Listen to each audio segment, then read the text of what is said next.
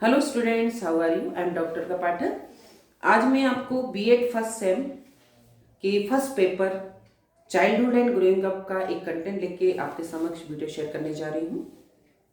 अभी तक आपने अगर मेरा चैनल सब्सक्राइब नहीं किया है तो सब्सक्राइब कर लीजिएगा। आज का विषय हमारा कि मीनिंग या concept of educational psychology and करेक्टर्टिक्स।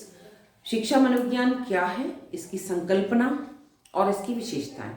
तो शिक्षा मनोविज्ञान क्या है? शिक्षा मनोविज्ञान दो शब्दों से मिलकर बना हुआ है, शिक्षा और मनोविज्ञान। शिक्षा का अर्थ क्या होता है? शिक्षा का होता है कि व्यवहार में अपने सुधार करना, परिमार्जन करना। अपने व्यवहार में जो हमारे कुछ सीख कर जो परिमार्जन होता है और सुधार होता है वो शिक्षा करती है, शिक्षा कहलाती है। मनोविज्ञान क्या है?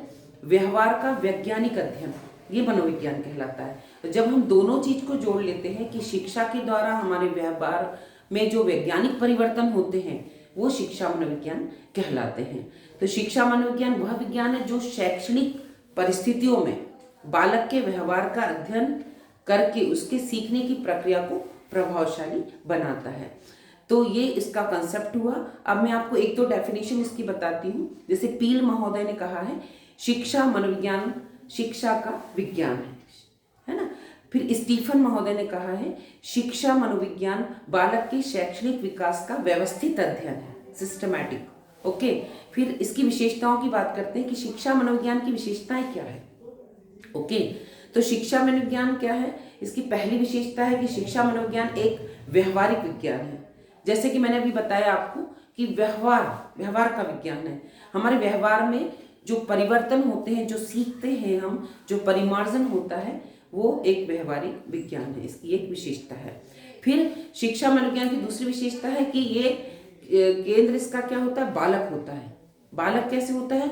बच्चे की रुचि, बच्चे की अभिवृत्ति, बच्चे की अभिक्षमता, बच्चे के ही सारी चीज को देखते हुए हम पढ़ाते हैं कि बच्चे की मानसिकता कैसी है, कैसे बच्चा लर्न कर सकता है। ओके, फिर है नेक्स्ट, यह सीखने की प्रक्रिया पर बल देता है। ये लर्निंग की प्रक्रिया पर बल देता है कि बच्चा कैसे सीखेगा, किस तरीके से सीखेगा, किस मेथड से सीखेगा, है ना। क्या क्या उसके लिए कौन कौन से एग्जाम्पल्स, कौन कौन से एक्सपेरिमेंट हम कर सकते हैं। ओके, फिर नेक्स्ट है कि व्यक्तिगत विभिन्नताओं पर बल।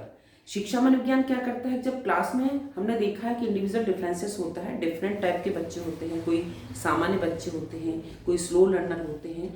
तो बच्चे तरह तरह के होते हैं। बच्चे एक जैसे इंटरेस्ट वाले, एक जैसे कैपेसिटी वाले नहीं होते। तो व्यक्तिगत विभिन्नताओं पर बल देकर ही ये टीचिंग करता है और लर्निंग की प्रोसेस होता है। फिर नेक्स्ट है वैज्ञानिक विधियों का प्रयोग। इसमें क्या करते हैं? शिक्षा मनोविज्ञान में वैज्ञानिक विधियों पर बल दिया जाता है। वैज्ञानिक विधियां कौन सी है?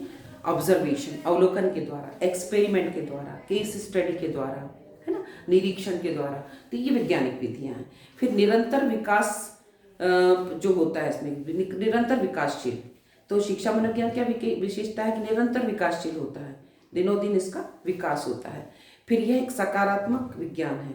इसमें सकारात्मकता की बात होती है कि बच्चा को मोटिवेट करना, बच्चों को मोटिवेशन के द्वारा लर्निंग करवाना।